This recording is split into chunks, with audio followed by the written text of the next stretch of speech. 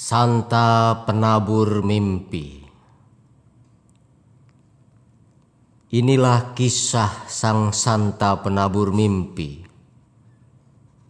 terpetik dari gugusan Bima Sakti sebagai bintang yang jatuh ke bumi.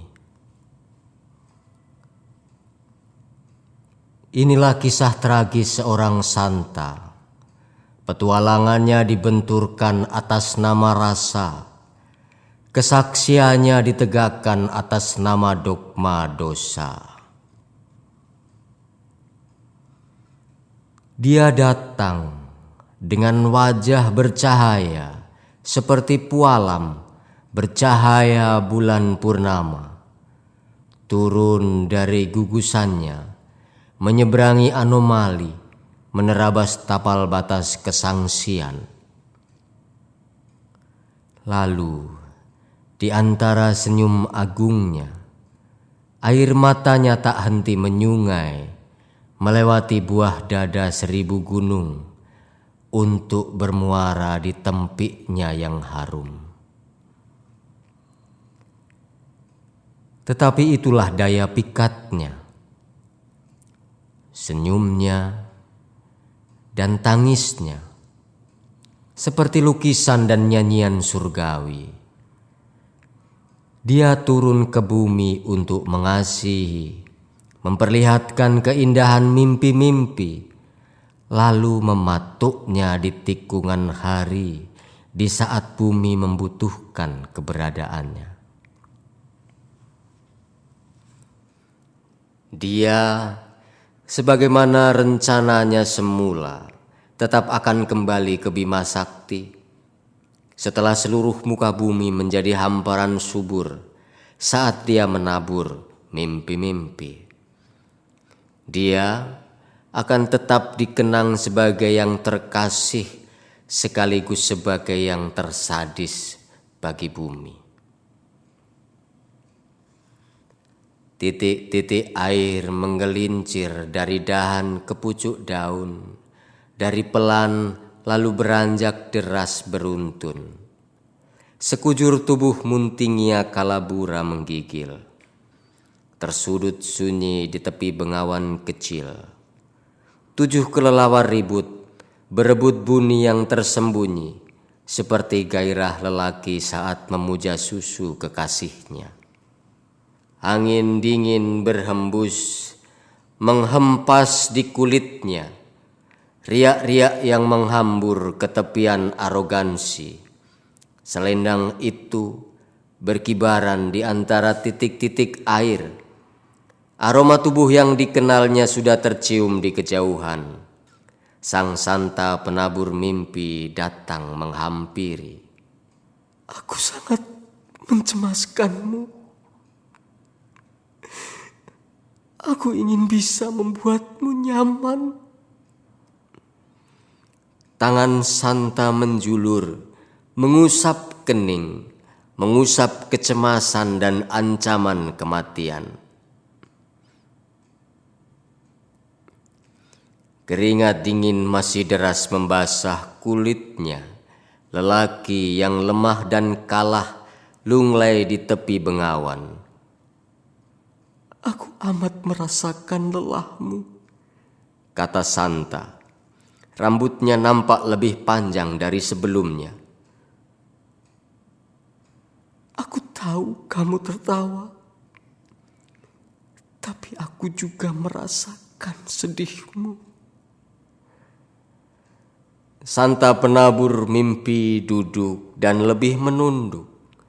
Akan diikutinya lelaki itu sebagai sayap malaikat.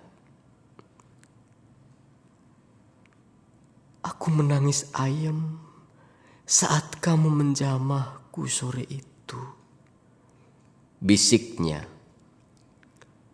Tetapi tak lama, sang Santa bangkit tegak lurus bumi.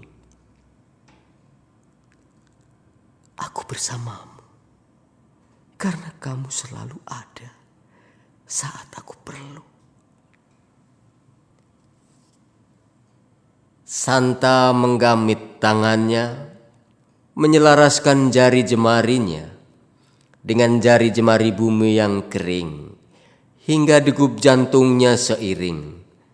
Desah angin bersemilir, air dingin tenang mengalir, membelai rambutnya, membasahi susunya. Langkah-langkah perkasa berjejak di tanah yang dilaluinya. Demikianlah di suatu waktu, suatu siang, jauh sebelum siang itu, lalu menjadi mimpi buruk saban hari setelah ia meninggalkan bumi. Rambutnya tergerai dalam kibasan angin sebelum dipotong seperti sekarang. Kata-kata suci dituahkannya, menyelubungi bumi yang acum. Tubuhnya harum seperti parfum. Bumi kian mewah dengan senyum, terpampang di segala pandangan. Hidup begitu sederhana untuk gairah. Namun Santa kemudian lebih banyak cerita di kamarnya. Ia hanya berteman doa-doa, mantra warisan Daud untuk anak cucunya. Lelehan demi lelehan lilin memilin kain sutra, mengisutkan lembaran stola yang terpapar di altar yang garing. Rasa tak selalu harus dikata, katanya. Santa terlihat begitu sakitnya dalam senyum tawa pembungkusnya. Beberapa kali sudah, bahkan ribuan kali, bumi mengingkari janji-janjinya sendiri, dan itu amat menyakiti Santa. Ia mengenal Santa sebagai satu-satunya kekuatan hidup yang belum pernah dirasanya. Namun Santa tak pernah mengesah. Ia membasuh luka bumi dengan selendangnya yang ia celupkan di sendang, mencucup luka bumi dengan mulutnya sendiri. Tangan Santa penuh daya, mulutnya penuh mantra, hatinya penuh doa. Tapi suatu kali ia sangat ingin jadi manusia dengan tubuh langsing semampai sebagai kesempurnaan seorang wanita.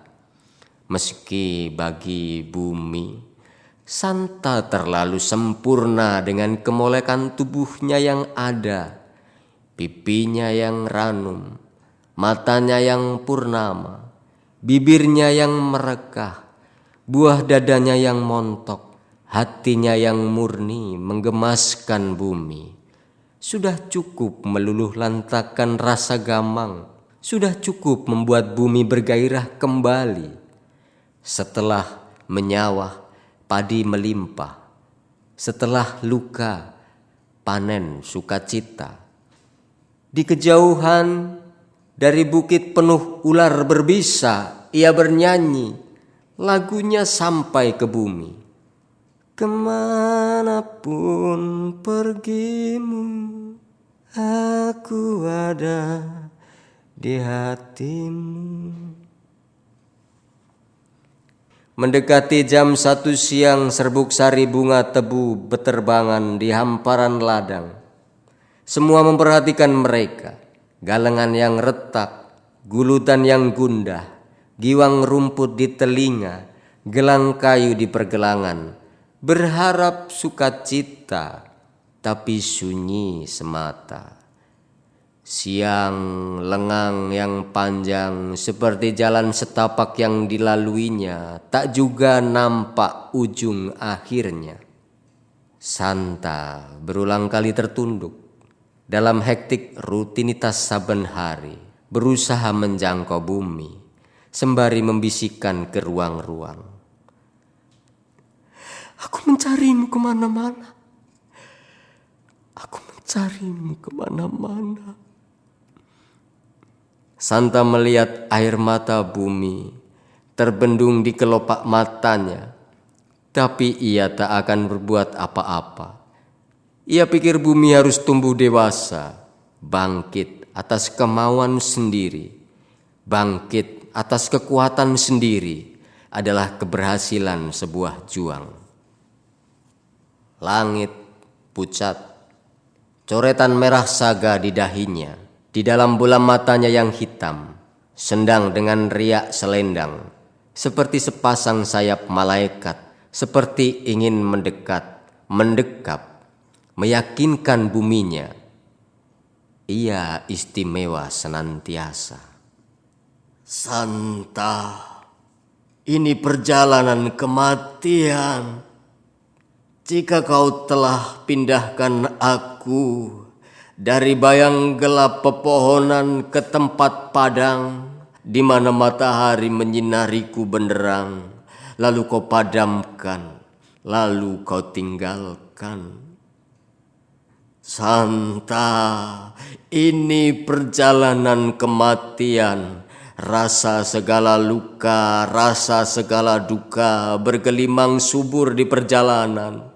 Tiap pagi jus jambu terasa empedu, tiap siang matahari menggantang sepi, tiap malam kopi tertelan duri. Di segala ruang udara penuh jelaga karbon monoksida. Santa, ini perjalanan kematian. Berat melakukan apa yang kamu katakan. Mengapa Santa begitu ringan beringkar, menginjak semua dan bergegas mempercepat keberadaan?